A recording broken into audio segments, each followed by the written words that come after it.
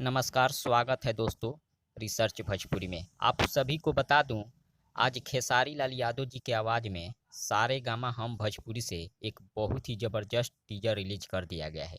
जिस टीजर का बोल है पग घुंघरू बांध के।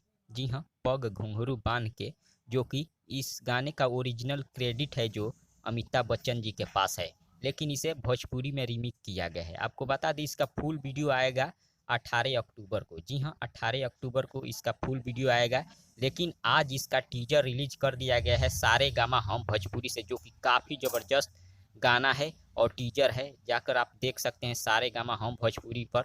और इसमें जो एक्ट्रेस है श्वेता मेहरा जी है और शिल्पी राज साथ में गाई है खेसारी लाल यादव जी के साथ में। आप लोग जाइए, सारे गामा हम भोजपुरी से रिलीज किया गया है, बहुत ही ज़बरदस्त गाना है।